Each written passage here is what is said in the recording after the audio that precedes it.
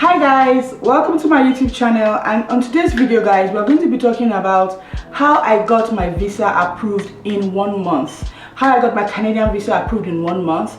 I will share with you the tips, the lessons I learned, and of course what I think you should do even better than I did to even get a faster response. If this is what you're looking for, please stay tuned. Tag your friends that you think need this video, like, comment, and of course share, and of course relax and watch to the end of this video because I have a tip that I learned along the way as I did mine. So stay tuned.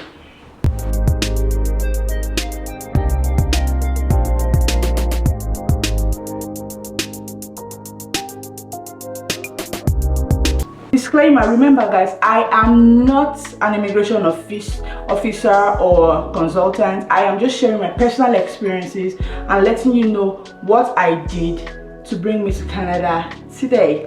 Guys, primarily when it comes to getting your visa applying for visa to any country whatsoever, I think what I have learned in my journey so far is that your application needs to be plausible. Make it something realistic, something that is chronological, something that is believable. I think a lot of people mumble up their applications because first of all, it's weird. All over the place, you are doing too much. You are just telling so many stories that just, I don't know. It's not everything about you need to tell the visa officer. Because sometimes if you notice that some stories are just going to reduce your chances, don't bother going into them. So that's number one tip that I think is possible, like it's very, very important when it comes to applying for your visa. People that are getting their visas approved don't have two heads, right? What they are just doing right is they are good storytellers. They are telling their story clearly. When it comes to Canada especially, remember that you're not going to the embassy. You're just going to be judged based off of what you submitted. So that's why making sure that what you're saying makes sense is paramount when it comes to getting a visa. So I'll just jump right into just share a couple of things with you. I'm looking down guys because I'm looking into my phone, my notepad, where I have deeds of things that documents that I submitted to get my visa approved. So without further ado guys, let's just jump right into it, and I'm sure that by the time you are done watching this video, you will see what I mean by making sure that your application makes sense. Do you understand? Making sure that your application makes sense, making sure that your application follows like a particular process. All right, so first things first, let's talk about the documents that are required. Of course, your international passport is required, and if you think your passport is going to expire in about a month, in less than a year, I would suggest that you renew it for so many reasons. Because even when you get to Canada here and you need to do an extension or whatever, they will extend based off of the validity that you have on your passport. So it's just first step is always renew your passport, right? Then of course you need your letter of acceptance from the university that you're going to be going to, and a receipt of deposit. Now for different schools they have different pay requirements, and so that is it. So there's no constant amount, because some people ask questions like how much do you pay as deposit or all of that. I don't have any advice on that because it differs from school to school. So for instance, now a friend of mine that I know that applied also around the time I applied, the deposit required from her school was really minimal, like it was like $400 and something. And when she saw it, she was concerned. She was asking that this amounts that they're asking for deposit, even though that's what the school is requesting, it feels too small, right? Of course, because we've all done research and we know that's also the amount you have paid. I'm not saying that that's something that determines whatever. I know people that paid a whole term and got denied. So it's not even really about what you paid. It's primarily about what your application looks like, what your application feels like. So remember that you are not there, but your application is going to be speaking about you. Your application is what the visa officer has. That's the pulse he has to read. That's everything, and you have to give it your best shot. So what did she do? When she spoke to me, what we decided was that she should pay a little more than the deposit. So as opposed to paying the required deposit, which was $400 and something, she paid a little more than that. I am not saying that that thing she did had an impact on what our outcome was. However, I am just trying to make you understand that deposit differs from school to school. So your passport, your letter of acceptance, then of course your proof of funds. Now, I'm sure a lot of you, because this video is an updated video, I'm sure a lot of you already know that Canada has been unleashing a couple of announcements, increasing required funds here and there. But whatever you're doing, make sure you're up to date as it pertains to the funds. So for instance, at the time when I applied, the funds I use is no more relevant now, because now things have been changed. So you need to, have that, all of that, have them in perspective when you're applying. So for my proof of funds, the things I put together as my proof of funds included, I showed them confirmation of some investment that I had. I did that. Then I put my 6 months bank statements. Guys, I've seen a lot of people make mistakes when it comes to their bank statements by putting like 6 months back statement of an account that is not their salary account. I would advise you guys, the best thing in that regard is, if you're like a 9-to-5er, you have a job, and you're going to talk about that job in this application, your 6 month statement should be that salary account, because it gives credibility to the claim that you're making, that, oh, I work in this place. So why would you leave that account and then go and use a random account? Like, it's weird. So that is something you should bear in mind. So my 6 months bank statement, and then I also put, my husband gave me some money to also apply, so like he kind of gifted me some money to like add to all that I had saved up for like the application. So because that money came into my account as a lump sum, which was a gift, I had to do like a gift deed, right, from my husband, just like a gift deed, stating that he's giving me that money as part of my, as a support for me to actualize my dream to study abroad. So he did that, and the gift deed, you can do your gift deed at any, like, go to the courts, whatever, Ikeja court. I mean, if you're helping from Nigeria, but you could go to wherever you do your affidavits and all that, you can do it there. Bear in mind that I did not even do like, we just did that document. We didn't even do it officially, because I had read somewhere that when it's your husband giving you a gift deed, you necessarily don't have to like get it sealed and stamped and all that, because your husband is considered as, husband and wife are considered as one, literally. But if any other person is gifting you money, including your parents, you have to make sure that you have it. You have it. I'm trying to remember that word, it's skipping my brain, but you need to get it sealed and stamped. You need to have a proper affidavit. So I just had a letter that we just signed and said, okay, I'm giving you this money, go and apply. So bear that in mind. So now, those were the funds. Then I also had one other thing that was, I added property. So I had a property also that I just added. So it could be your property, you have something, I don't know. So just those were the things that showed my financial, so those were the things that showed my financial capability, my investment, my property, money, my account, and of course the fact that I had an account that was, from day to, I had an account that was moving, like my 6 month statements, my salary, other things were coming in. It doesn't really matter, but the point is, I had all of that to show that my financial stamina was up to the task of what I was trying to apply for. So now that's me telling a story. I've told a story with my finances. That is why I'm saying that when you are doing this thing, you have to make sure that it's something that you're presenting yourself to someone that doesn't know you before. How best can I present myself without the person having any doubts? Because when you're applying, avoid them having doubts, because you're going to be giving room for denial, and you really don't need all of that, right? Especially if you already have what it takes. So make sure that it's giving what it needs to give. I know, Gen Z people. Yeah. So then now talking about other things. So for everything you are doing in your application, you're trying to prove that, oh, this thing I'm saying, no, this is true. So you have to sit down and think, what are the documents I need to support a fact? That's how it works, literally. So now let's talk about like my job now. I also talked about, I mean, oh, I'm working at this place as so. So what were the documents I added? Of course, I put a recommendation from my employer, right? Like a what do you call that name?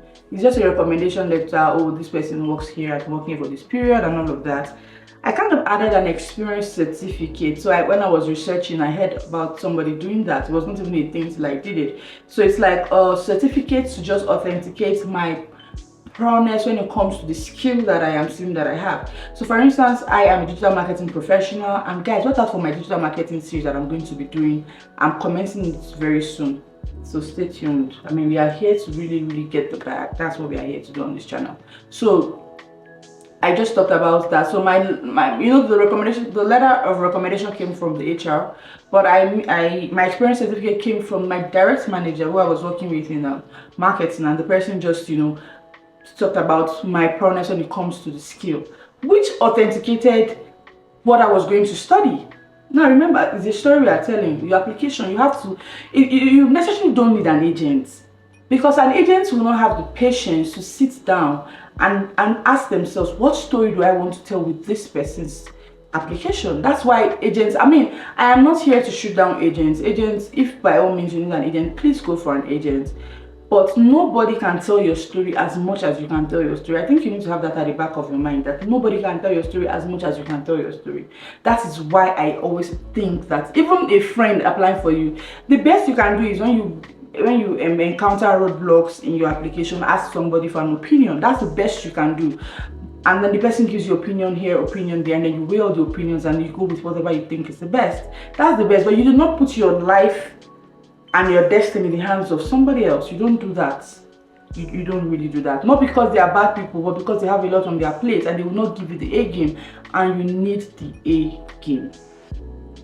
So I added that experience letter, and yeah, I added my CV, of course, to show like because you remember that it has to show like, oh, I've worked here. And the way these guys think about these things, we are going to study a course. They kind of want to understand why you've chosen that course, because yes, they want people, yes, they need money to boost their economy, but also they want quality people, and they want people that are telling the truth. So if I'm telling them that I am coming to study digital marketing, why digital marketing? I will not just come with another career and wake up and say digital marketing. And even if you're going to do that, you must also tell the story that takes you through that process, that authenticates the fact that yes, it's possible that I am in this field and I'm going to this field. It's just about making it make sense, because whatever you do, remember that the people that are doing this thing are human beings. So there's nothing, they are not mystic, they are not God. They are just human beings that have limited understanding. And the more information you can give them, the more plausible, not let me just say information, because it's not just bombarding them with, oh, I have 35 billion. Oh, does it even make sense? It's not really in the amount of money, even though yes, that's the case now, because of course they've increased all of the PO, proof of funds, and all of that. I mean, I'm so sorry, that is it's such a crazy place that we are right now, but you can still make it work. So then after you're done with that, I added my SOP. Now I think I'm going to do a video about, I'm going to do a separate video talking about my SOP. I won't do that in this video. I wrote my SOP myself, and I want to kind of show you the structure of what your SOP should be. I will show you what that SOP is. I will talk about it. I'll take you to the structure so that you can kind of navigate your way through. I'm not saying you should write exactly how I wrote mine, but just to show you the kind of information I put in my SOP. So yes, of course, my SOP was a total of 5 pages. I added an IELTS, but IELTS is not compulsory. I just added it because I had it. IELTS wasn't required at my school either, but I already did my IELTS, and I just felt, oh, why not? I could as well just add it. So I added my IELTS. Then I did an affidavit of return to Nigeria. I just kind of feel like I was trying to still reiterate the fact with these guys that I had something doing back home. I have a family back home that I care about and I love, and of course I am open, like primarily open to come back home once I am done like with my program here in Canada. And so I did an affidavit stating that I solemnly swear that I did all of that. I added it. Then I added my work ID and the complimentary card. I just added that just to authenticate my claim that I was working at my last company. So I scanned my ID and my complimentary card. Then So now, still talking about my finances. So now you've shown these guys, oh, I have this money, right?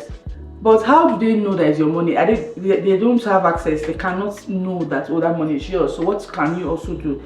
You can do a bank reference letter. So I did a bank reference letter for my bank, like just stating that, oh, we hereby, this lady, blah, blah, blah, has had an account and is in good standing from this period to this period. I did that. Then I followed the bank reference letter with a letter of non-indebtedness. So a letter of non-indebtedness states that all the money that I have in my account is mine. I don't owe the bank any funds. And let me tell you why the letter of non-indebtedness works. It's because the society that you're applying to is a credit-based country. So, I mean, a lot of people have things that they've not fully paid for. And it's just kind of like the mindset. So you need to know that you need to crush that mindset in your application that, oh, I own everything that you see. It's all mine. So the bank can do that for you, just stating that you own like everything that is in your account. Then I of course added my employment letter that I got at the time when I got my job. Then I added my pension statement and letter of introduction. So I had, of course, pay pension and all of that. So I just kind of added the statements because that's still your money. Even though it's a retirement fund, it's still your money, and it still forms part of your proof of funds. So I added my pension letter and a letter of introduction from my PFA. Then for me, because at the time I applied, based on my own family plan, my husband and I decided that I would go first because, of course, it was a new society and we didn't want to just leave everything back home and just say, okay, we are going, because I was coming as an international student, so I came first. So because of that, I also added some of my husband's documents to just show and it served as ties, because I think that also increased my ties, like, oh, my husband is back home and I am here. I am not saying that that's what you should do. You know, a lot of people apply with their spouse ASAP and they get it. My friend did and she got it, but I'm just telling you what I did. And I'm just telling you the thinking behind what I did, right? So I added my husband's data page, that's his passport. Then I kind of now, so because at the time I applied, so we got married in May of the year we got married in May of the year I applied. However, we had not done our court wedding, right? We didn't do our court wedding at that time. So I know that it's court marriage that is recognized when you are like applying for all of these things. So I did the court marriage thingy like a month before I applied. Not even a month, a couple of days, because I did like November 28th and I applied like December 19th. So I mean, do the math, it's not to a month. So now I'm mentioning this because I want to go back to the concept of thinking about putting yourself in the shoes of the visa officer when you applied. In my own thinking, I was like, if I was a visa officer and somebody says, oh, I'm married to this person, and the whole thing is just coming like a few days before they apply, I will it's not necessarily a lie, but being human, thinking for my own perspective, I want to say, why it looks fishy, it looks spooky. So I made sure that I went out of my way to prove that point before you even asked me. I didn't wait for the visa officer to be questioning me about the marriage. I went out of my way to make sure that my narration is clear enough to prove that I am married. And how did I do that? I did that by expressing the fact that, oh, we already had the traditional and all of that before now. And I showed them pictures of that. Then I showed them, oh, we even went for a honeymoon immediately after that. I showed them pictures of that. And I showed them the pictures of the honeymoon. I showed them like our visas to Dubai. I showed them all of that, matching dates, and everything. Of course, and I of course put the marriage certificate there, and that was that about that. So I had no concern about that. I am saying this to let you know that every application is unique.